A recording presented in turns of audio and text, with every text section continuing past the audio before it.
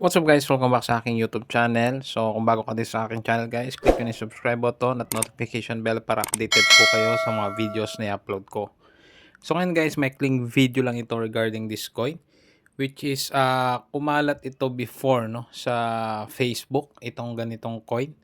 And may mga nakausap or may isang nakausap ako guys na sabi is nag-exist daw talaga ito. Pero tanong ko lang sa inyo guys kung nakakita na ba kayo or nakita nyo na yung mismong coin na ito? Which is, ayan, mahaba po yung kanyang baba.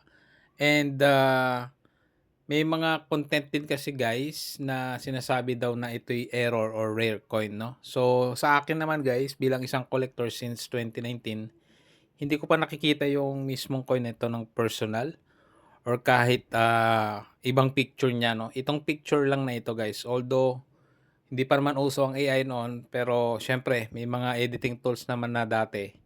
So, possible sa akin sa paniniwala ko guys, para siyang edited itong coin na ito. But anyway guys, kung meron kayong nakita talaga nito, pwede niyo po akong i-message para at least ma-confirm natin na hindi po edited itong picture na ito.